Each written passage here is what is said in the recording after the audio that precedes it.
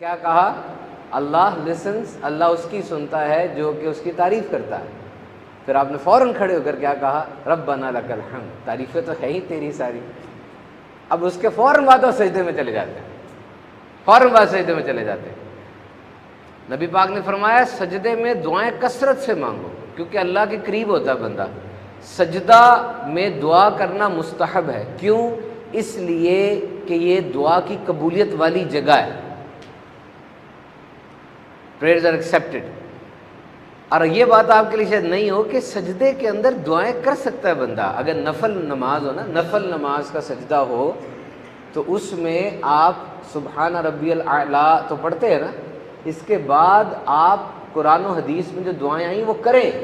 کئی ملک ایسے ہیں وہاں پہ تراویح کا سجدہ 1-2 منٹ تک لمبا کرایا جاتا ہے۔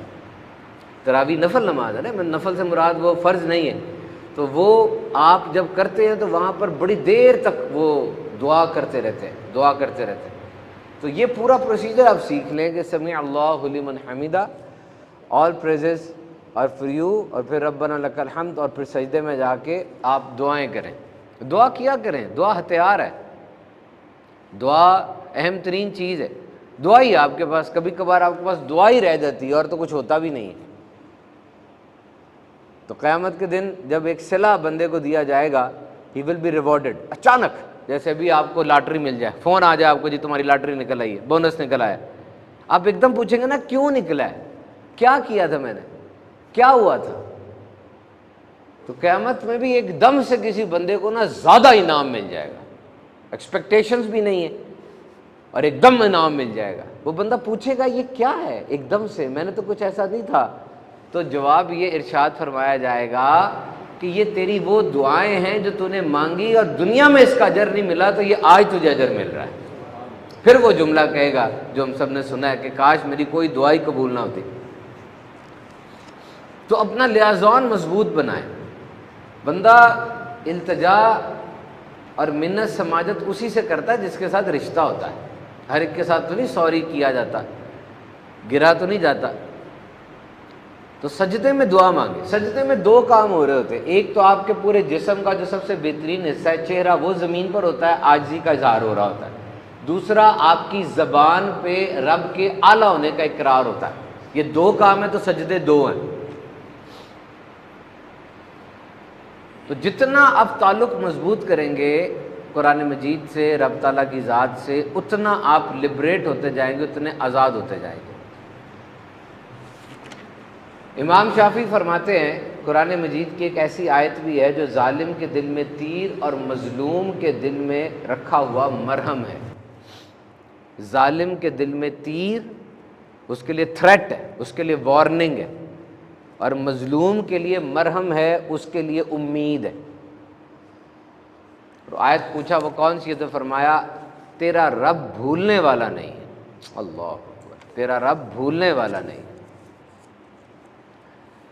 انسان بھول جاتا ہے، لیکن فرمایا تیرا رب بھولنے والا نہیں ہے۔ ہم بھی بھول جاتے ہیں۔ آپ میں سے جو باپ ہے نا، وہ اکثر یہ بھی بھول جاتے ہیں کہ انہوں نے اولاد کی اصلاح کس طرح کرنی تھی، یہ نہ بھولا کریں۔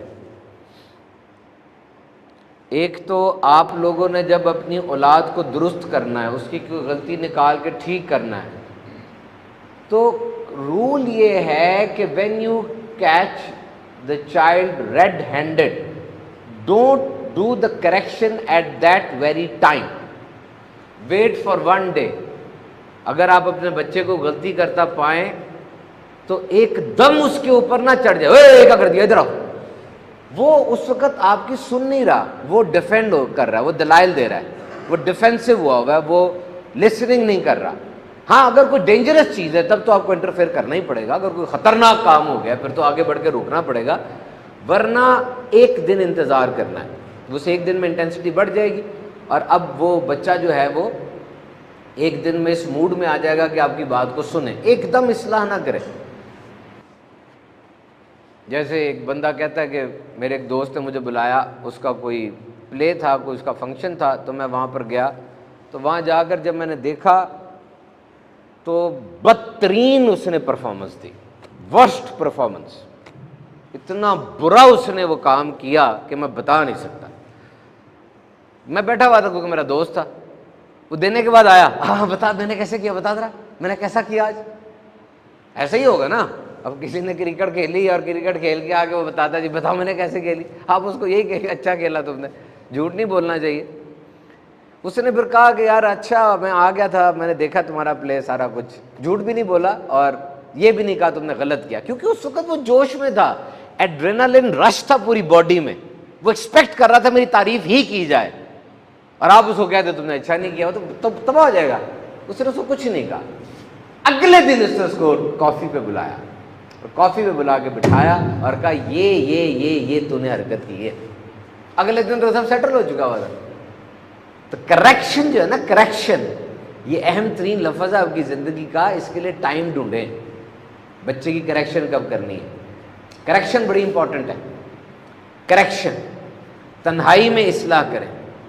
یہ جملہ بولنے لگا ہوں، یہ جملہ لے جاؤ، یہ جملہ بڑا اہم ہے.